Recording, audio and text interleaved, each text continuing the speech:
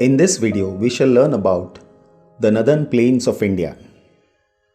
The Northern Plains of India is the second largest geographical division of India, the largest being the Indian Plateau.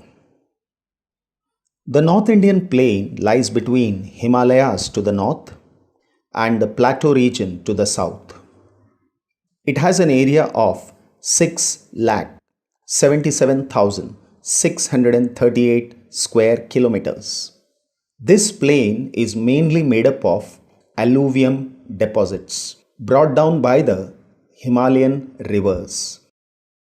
The North Indian Plain stretches from Rajasthan in the west to Assam Valley in the east. It has a total length of 2,400 kilometers. The width varies between 150 to 500 kilometers. The North Indian Plain has an average elevation of 150 meters, whereas Himalayas, the average height is 6,000 meters. The Plateau region of India is between 300 to 900 meters, and the coastal plains, the elevation varies between 5 to 30 meters.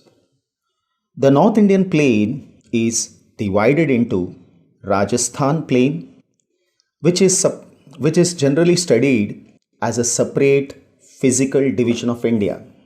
Then Western Plain, which covers the state of Punjab and Haryana.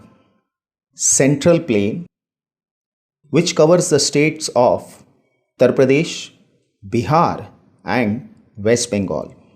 Eastern Plain, which covers Brahmaputra Valley and the Delta region, which is popularly known as Sundarban Delta. The Rajasthan Plain lies to the west of Aravalli Range. This region is divided into two parts, the Marusthali and Bagar region. Marusthali is the actual desert region. It stretches from Rann of Kutch up to Punjab and Haryana. It is 650 kilometers long and 300 kilometers wide.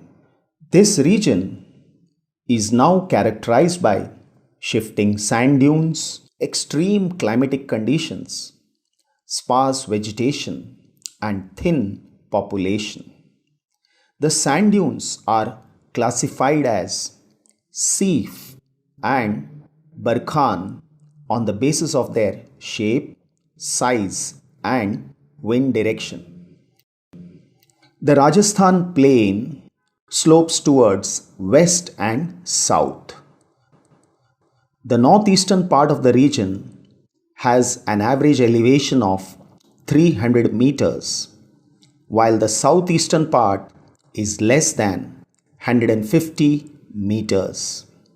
There are many small scattered hillocks making the western edge of the Bagar. Rajasthan Bagar refers to the semi-arid region. So Marusthali refers to the desert region and Bagar region refers to the semi-desert regions. This region lies to the east of Marusthali. This region is further subdivided as Luni Basin because this region is drained by river Luni and its tributaries. Then the Shekhawati region. This was the regions of Shekhawati Rajputs. Then the Ghaggar Plain.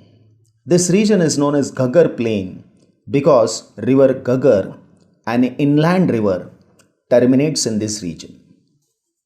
After the Rajasthan Plains comes the Western Plain, which mainly covers the states of Punjab and Haryana.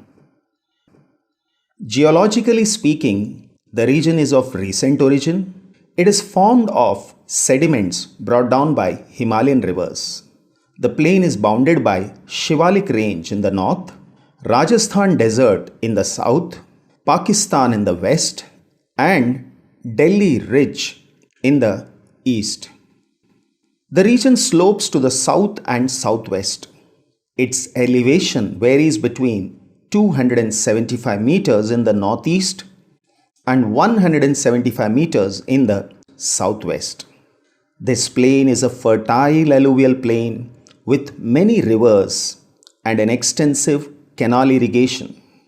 A belt of undulating hills extending along the northeastern part of the region along the foothills of Himalayas. The northern part of the region is drained by the river Ravi, Beas, and Satluj. The areas between Yamuna and Satluj is occupied by the river Ghaggar. River Ghaggar rises in the outer Himalayas, that is Shivalik range, and flows through Haryana and then goes to Rajasthan. Then comes the Central Plain. The Central Plain is the world's most extensive plain of uninterrupted alluvium formed by the deposition of silt by numerous rivers. The major rivers in this region are the Ganga, Yamuna, Chambal, Gomati, Ghagra, and Kosi. The plains are flat, making it conducive for irrigation through canals. Based on the depositions brought down by the rivers, 4 different types of regions develop, and they are Bhabar, Tarai, Khadar, and Bhangar. Whenever there is heavy rainfall in the mountains, streams develop and they join to form rivers. These rivers come down with great force and they bring along with them stones. So at the foothills of Himalayas, there are regions where there is accumulation of stones, pebbles, gravels, and sand. These regions are known as Bhabar. Beyond this region lies the Tarai belt, and these are marshy lands. Now in the northern plains, wherever the rivers are flowing, in the adjoining areas there is continuous deposition of fresh alluvium soil, and these are known as Khadar. But when this soil is pushed away and they become old, are known as regions of Bhangar. The rivers in the northern plains are responsible for formation of various geographical features such as Doab. The regions lying between 2 rivers is known as Doab. For example, river Ganga and Yamuna form Doab. Similarly, because of the gentle slope of the North Indian plains, there are regions where the rivers move in a zigzag manner. These are known as meanders, and whenever a part of the river separates, they are known as oxbow lakes. So meanders are in a way responsible for the formation of oxbow lakes. The entire central plain can be further divided as the upper Ganga plain, the middle Ganga plain, and the lower Ganga plain. The upper Ganga plain extends up to an average 550 kilometers in length and an average 380 kilometers in width. It is located in western Uttar Pradesh. The middle Ganga plain extends up to an average of 600 kilometers in length and an average of 330 kilometers in width. It is located in eastern Uttar Pradesh and Bihar. The lower Ganga plain is located in West Bengal. The next comes the delta region. First of all, let us understand what is a delta. Whenever we take up a river in the final stage, that is at the mouth of the river, it divides into different distributaries or channels. The triangular shaped land between the distributaries is called as delta. The Ganga Delta is also known as the Ganga-Brahmaputra Delta or the Sundarbans. It extends in the West Bengal and Bangladesh. It is one of the most fertile regions in the world and is called the Green Delta. The delta stretches from the Hooghly River to the Meghna River. It is approximately 350 kilometers wide at the Bay of Bengal. Deltas are also formed by rivers such as Mahanadi, Godavari, Krishna, and Kaveri.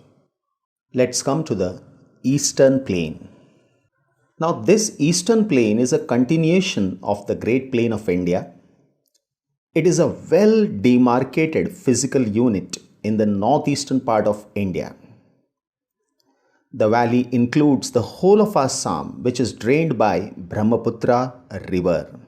This valley is formed by Brahmaputra and its tributaries. Now, the general elevation of the valley ranges from 130 meters in the east to 30 meters in the west. Geologically, the valley is formed by the deposition of alluvium, which is about 1,500 meters thick. Brahmaputra is the lifeline of Assam. The river with steep gorges and rapids in Arunachal Pradesh enters Assam with tributaries and creates a floodplain, that is, regions that are flooded in the rainy season. The Assam Valley is 80 to 100 kilometers wide and about 1,000 kilometers long.